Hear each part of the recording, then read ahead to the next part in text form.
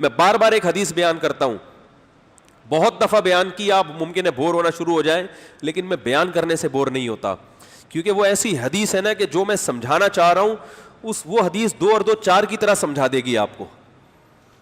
اسلام ترقی سے نہیں روکتا آپ کو, اسلام نا امیدی, جو موت کا بار بار بتایا جاتا ہے نا, مرو گے مرو گے مرو گے, اس کا مقصد آپ کو مایوس کرنا یا نا امیدی پھیلانا یا عمل سے روکنا نہیں ہے. آپ کہہ سکتے ہو نا یار جب اتنا زیادہ ہر وقت مرے گا مرے گا مرے گا مرے گا, تو پھر تو آدمی کے سارے جذبات ہی ٹھنڈے ہو جائیں. پھر تو مفتی صاحب یہ 4 شادیوں کی ترغیب کا کیا مطلب؟ جب مرے گا تو پھر ایک بھی نہیں کرنی چاہیے, کیونکہ بہت سے ایسے لوگ ہیں, ادھر شادی ہوئی, نکاح ہوا, ابھی رخصتی کی رات ہے, دولہا, اور یہ واقعہ صحیح ہے, دولہا بیوٹی پارلر جا رہا ہے تیار ہونے کے لیے اپنے دوست کے ساتھ بائک پر, اور جناب بائک سلپ ہوئی, پیچھے سے کوچ نے اس کا سر کچل دیا. یہ واقعہ میں نے یعنی دیکھا تو نہیں ہے, لیکن ہمارے قریب یہ واقعہ ہوا ہے.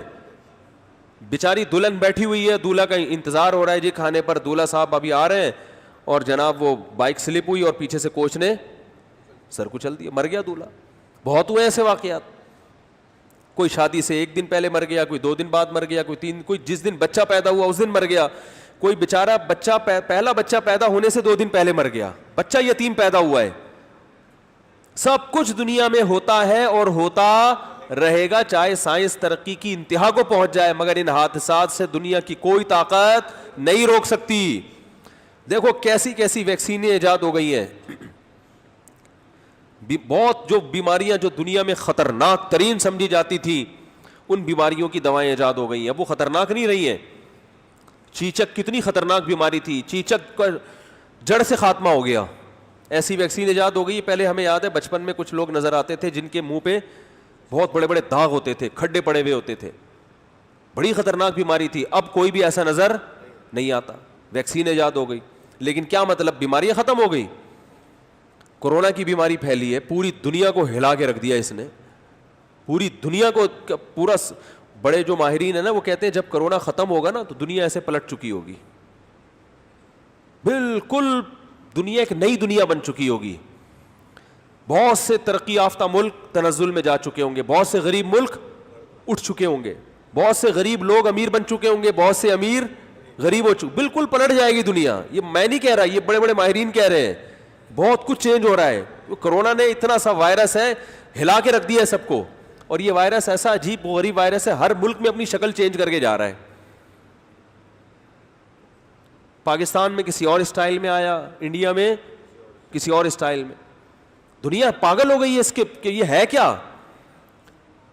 اور سب سے زیادہ تباہی امریکہ میں پھیلائی ہے, جو سائنس اور ٹیکنالوجی کی انتہا کو. اور جس ملک میں سب سے زیادہ بے احتیاطی ہوئی ہے پاکستان, اس میں سب سے کم تباہی ہوئی ہے. تو یہ خدا کے ہونے کا ثبوت نہیں ہے تو اور کیا ہے میرے بھائی. ہاں تو میں یہ عرض کر رہا تھا کہ اس سے تو انسان کے حوصلے پست ہوتے ہیں نا, موت کا سوچ سوچ کے.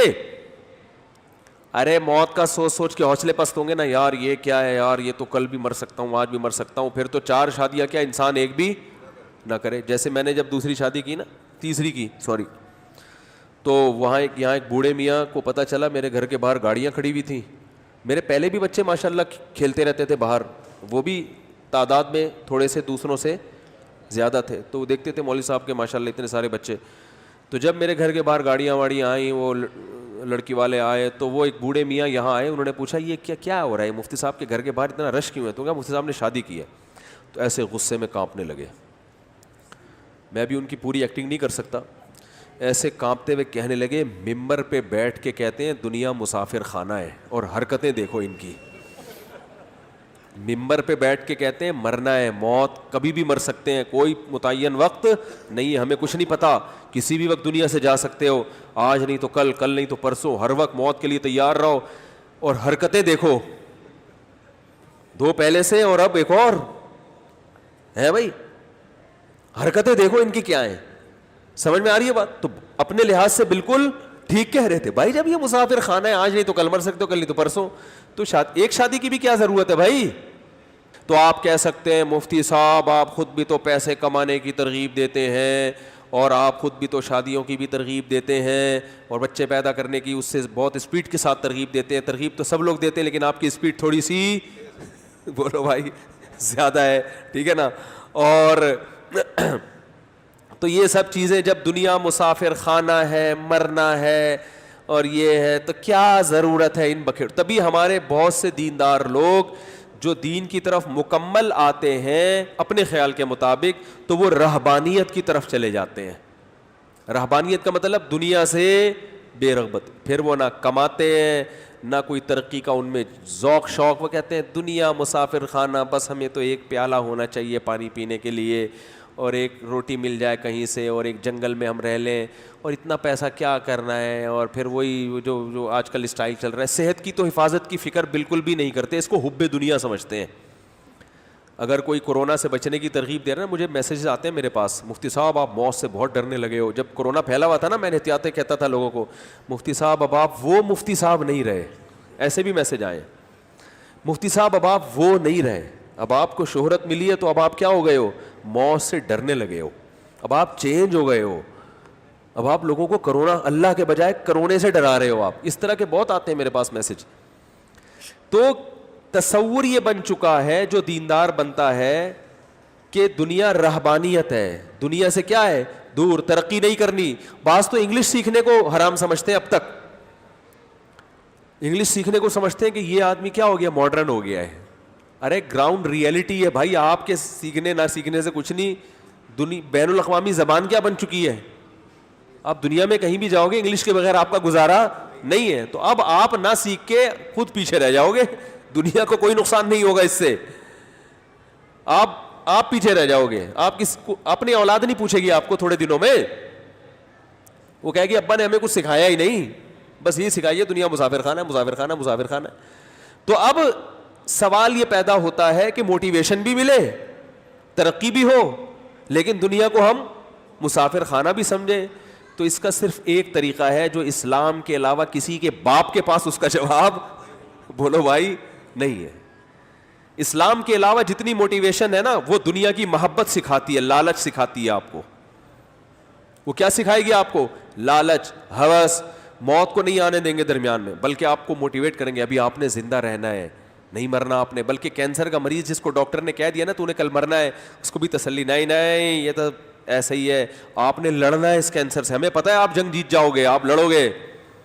تو وہ تو موت کے اگینسٹ چلتے ہیں, جو ظاہر ہے گراؤنڈ ریئلٹی کے خلاف ہے, زمینی حقیقت کے خلاف ہے یہ بات. اور جو زمینی حقیقت کے خلاف بات کرے نا, یہ تو جھوٹ بولتا ہے, اور جھوٹ زیادہ عرصے چلتا نہیں ہے, زیادہ عرصے نہیں چلتا جھوٹ.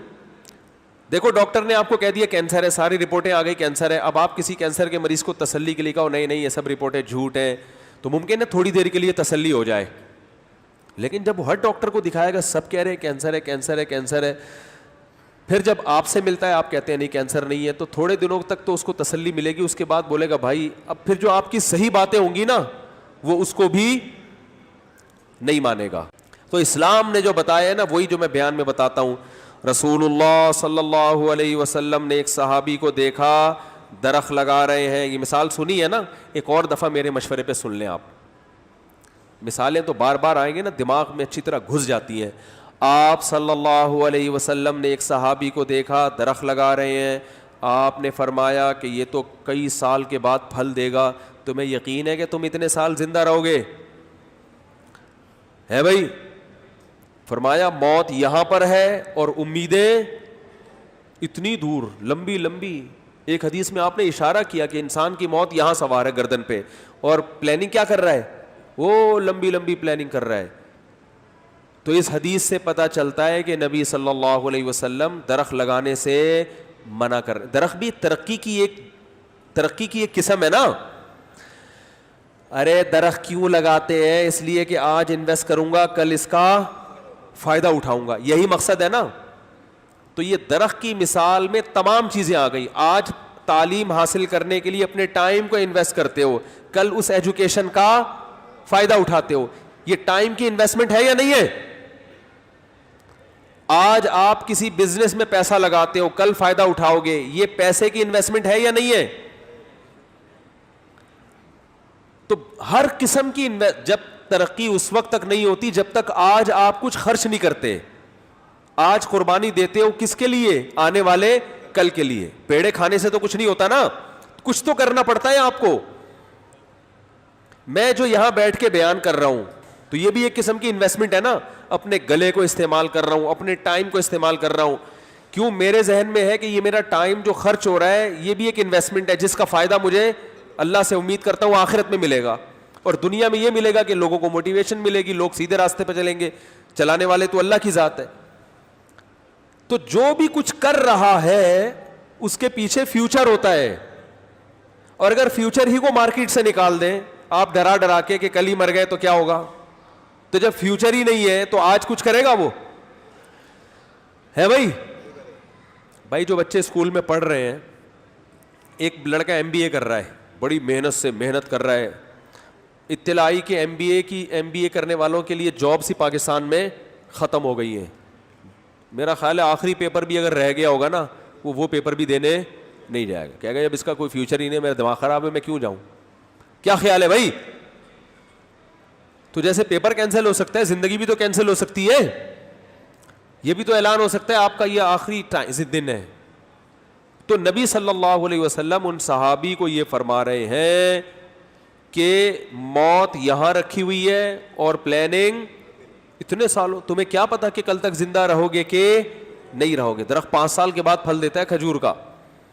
اس حدیث سے پتہ چلتا ہے کہ درخت نہیں لگانا چاہیے, آج کل کے لیے انویسٹمنٹ نہیں کرنی چاہیے, بس آج مزے اڑاؤ کھاؤ پیو, کوئی پتہ نہیں کل کا.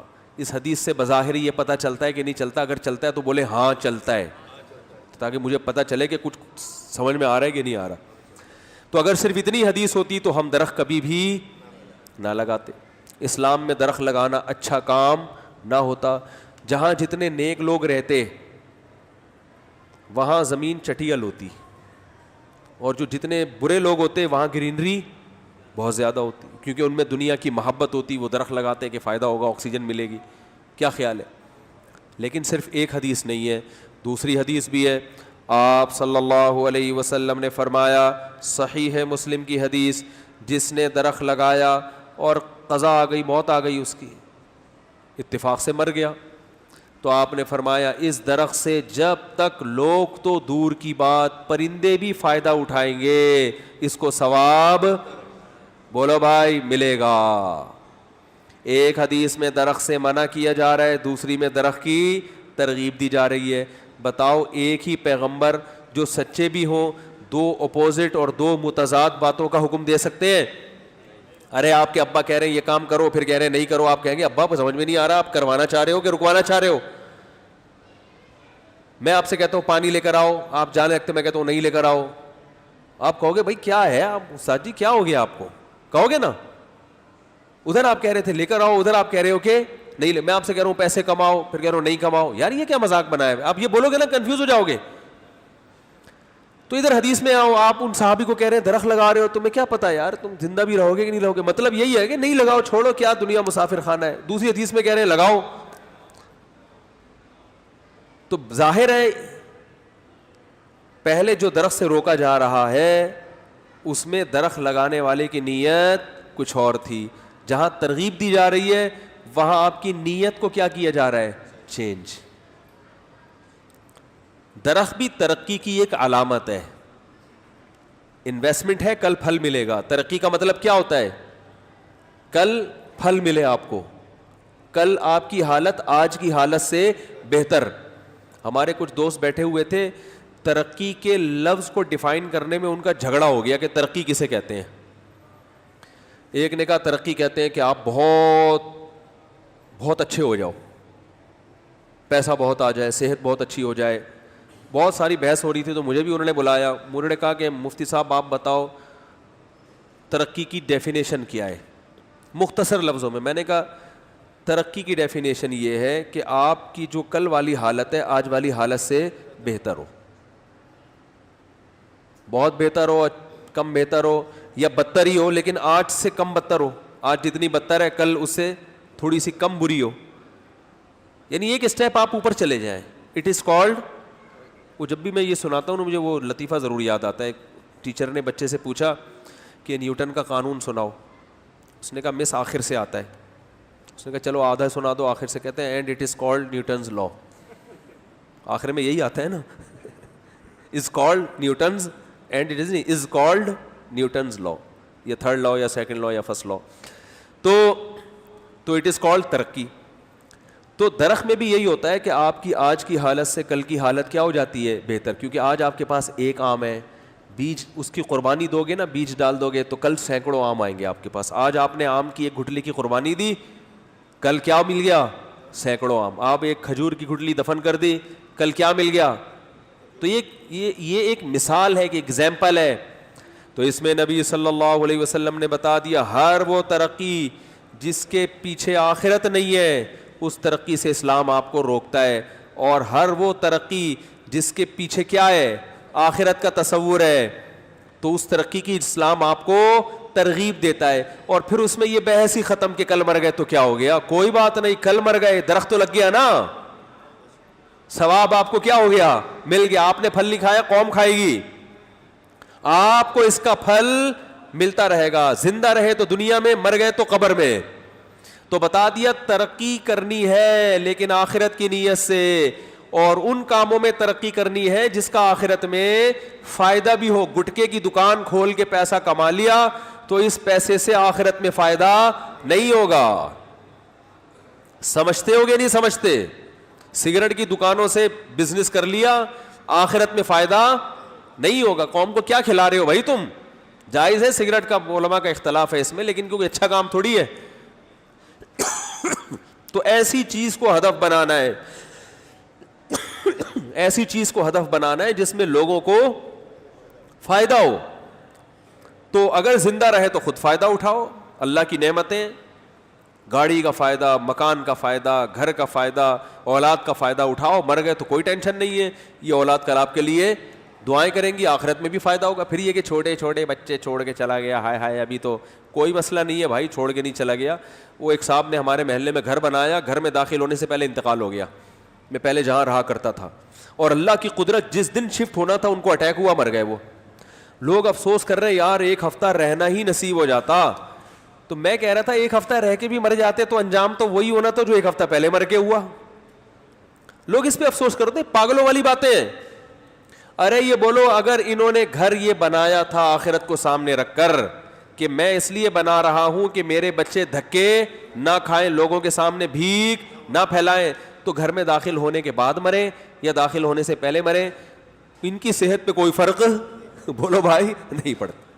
اور اگر اپنے لیے بنایا تھا میں میرا گھر, تو واقعی بہت برا ہوا, کاش کچھ دن اس میں رہنے کا فائدہ اٹھا لیتے. بات میرا خیال ہے سمجھ میں پھر بھی نہیں آئے گی, بہت مشکل ہے سمجھانا آج کے زمانے میں بات.